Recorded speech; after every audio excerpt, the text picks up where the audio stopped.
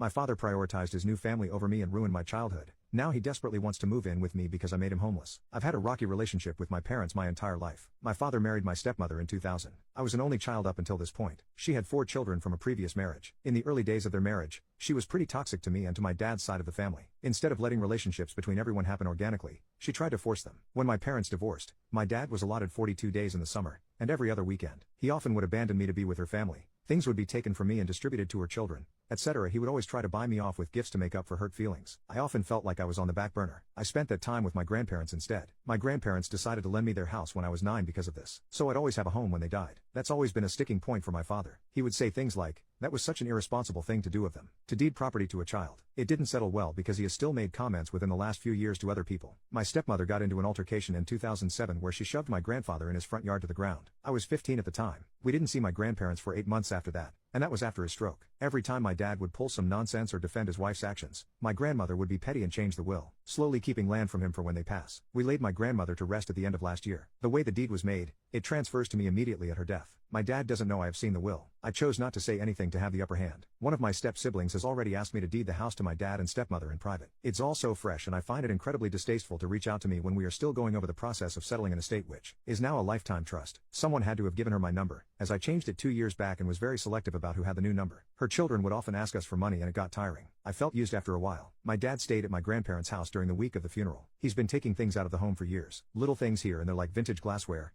etc. out of precaution. I have changed the locks and put cameras up, not just to keep them out, but because various caregivers had keys to the home and it's sitting empty for the time being. There's a lot of work that needs to be done but will have to take place this summer. I have no intention of giving him the house. His attitude has changed with me and he won't answer my daughter's calls. It is all very subtle, but enough to cause alarm. I'm afraid he will take it from the sheds, break in, or try to fight me over it. Perhaps he's still grieving or he now knows I've seen the will. It's not like they left him with nothing. He gets stocks and acres, but the way the will is drafted everything he owns goes back to the estate, and to me, not to his wife and her kids when he passes. Update. He and my SM have been living in an RV that is now starting to fall apart. He is retired military and has no savings. Right after the funeral, he stashed his belongings in closets. I discovered this after I changed the locks and added cameras as I live out of state and wanted security for the home before I sell my house and move into my childhood home. I put his stuff and what was owed to him in storage and my uncle gave him the keys. After learning this, he's been furious. My step-siblings keep reaching out telling me I'm heartless for keeping him out of his parents' home. He called crying and I coldly told him if they wanted him to have it they would have left it to him. I also told him he should have treated his parents better when they were alive. I have the deed in my hands and there's nothing left for him to do about it. The estate is almost settled and what land he does get will also have my name on the deed. I would rather share my childhood home with my daughter and all the whimsical things it had to offer, even if my dad ends up homeless. Update 2.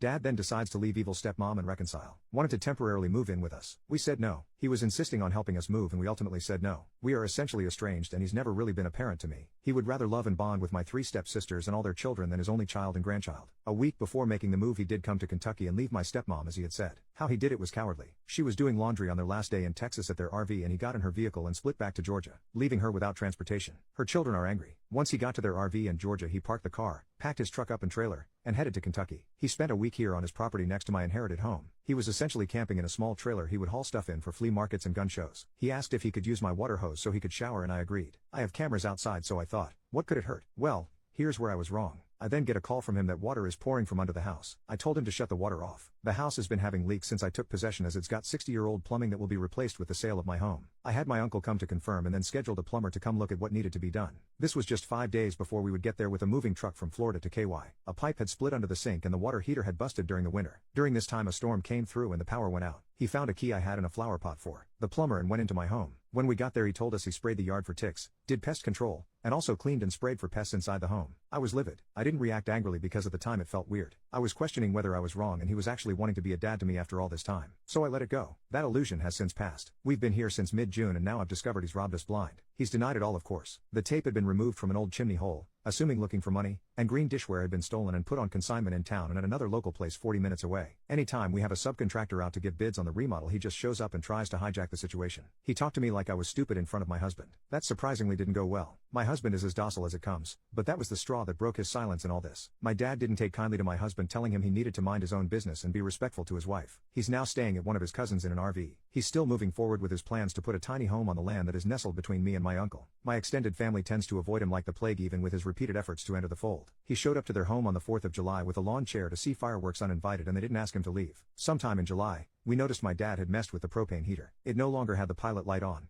and the dial had been moved to 1. which is on the opposite side of the dial as the pilot setting. Either that was incompetence or he was playing with fate with our lives. His granddaughter's life. He of course denied it. I am under the impression we are all in fear of his retaliation. My husband has no such fears and keeps threatening to go into the consignment that has my stolen glassware and making a scene. Honestly, I'm at the point where I'm just going to let my husband deal with him. I'm no longer emotionally exhausted and just annoyed.